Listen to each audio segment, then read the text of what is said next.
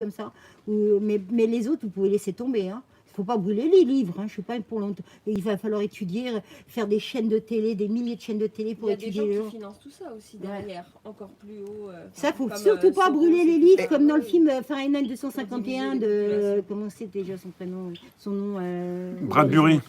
Truffaut. Ah non, et il y a Rossé Magique qui dit, oui. moi, je l'aime bien, Rossé Magique, je lui passe bonjour.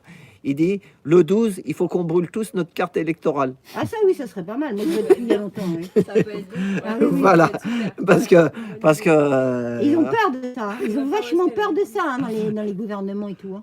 c'est ça. Et on a fait un RIC à Vitry là, le 26 mai, le jour des élections européennes. On était au Palais des Sports, place du Marché. On était plusieurs là, hein, il y avait elle, lui, d'autres gens et tout. On était deux villes en France à faire, Vanves et nous. Et il y avait donc les 32 ou 34 panneaux là. Il y a une nana, France Insoumise, petite bobo avec sa mère.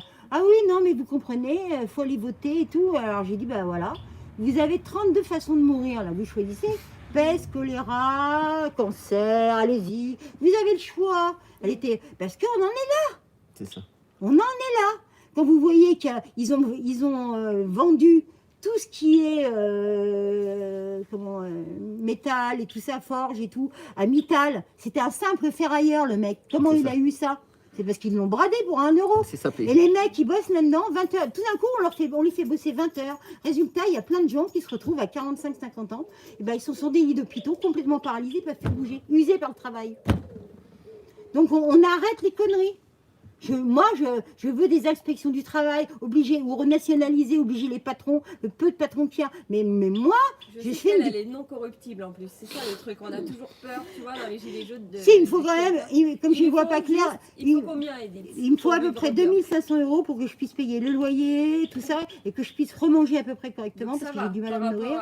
Et que je puisse me payer une petite voiture pour pouvoir avoir mon ami qui me conduise, parce que je ne peux pas conduire, je ne vois pas clair. Voilà, payer, je sais pas, une sorte de... Je sais pas que ça existe encore. Oui, mais c'est 13 000 € la moyenne où ils sont payés.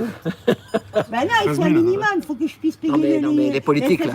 Il y en a beaucoup, c'est 13 000. Les impôts locaux, ils augmentent, les impôts fonciers, parce qu'en fait, ça part tout à Bruxelles. Depuis 2008, tout ce que vous produisez, tout ce que vous gagnez, tous vos impôts que vous payez, ça part à 98% pour renflouer la bourse à travers les banques de Bruxelles. Ouais. Et la City de Londres. Depuis 2010, le 27 juillet 2010, M. Nicolas Sarkozy a vendu à son frère, qui tenait l'assurance Malakoff-Médéric, les remboursements sécurité sociale, les allocations familiales, les retraites complémentaires des fonctionnaires. C'est lui qui tient ça, il peut jouer avec comme il veut pour renflouer sa société. Donc il n'y a plus rien, là, tout a été bouffé. Le crack, il a lieu depuis le mois d'août l'année dernière. Ah oui, il y en a qui m'ont déjà parlé du crack, ils m'ont dit que c'était l'année dernière, oui. C'est ça. On l'a pas vu passer non plus, quoi. Ah bah moi je l'ai vu. Hein. Et là, l'hyperinflation, vous savez, dans l'œuf du serpent, les gens, ils allaient avec une brouette de billets, la planche à billets, chercher une baguette de pain. Et là, comme eux, ils sont cons. Parce que dans une banque, vous avez le mec qui s'occupe que des avoirs de l'immobilier, l'autre qui s'occupe que des avoirs des actions. On ne devrait même pas avoir d'assurance vie, c'est quoi ce délire? Combien il y a de compagnies de mutuelles là? Ils se bouffent la gueule entre eux, ils ne remboursent rien. Les assurances, là, de plus en plus, vous avez un accident de voiture, ils vous remboursent de moins en moins. Il nous faut que 3 compagnies d'assurance, c'est nationalisé encore.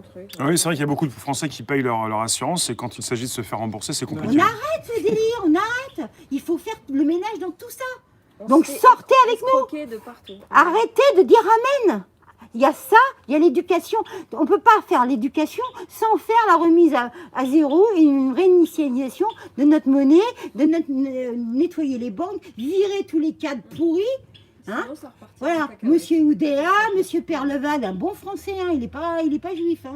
Il est berné. Oudéa, il est breton, je crois. Bébéard, Claude Bébéard. Ah bah oui, voilà, tout cela. Mais il va falloir... Regardez, la Anne Hidalgo Pécresse, directrice de... Vous avez qu'à lire L'oligarchie des incapables de Sophie Coignard, journaliste au Point. Mais quand vous voyez tout ce qu'ils ont escroqué, ils ont vendu Alstom, Pécresse, ça s'est enrichi en vendant Alstom. Mais il va falloir, moi, ce que je voudrais, là, c'est que on peut mettre les gens de la Courneuve ailleurs, puis dans les HLM, là, hein, la Courneuve, on y met tous ces mecs-là. Non, mais il y en a, ils vendent de tout, comme les aéroports, tout ça. Ils voilà, veulent tout vendre. voilà. Ils veulent vendre la France. En fait, il y en a qui disent c'est des traites à la C'est des- France. C'est des C'est criminels. mais on C'est n'est ça. pas que franco-français, parce que le problème.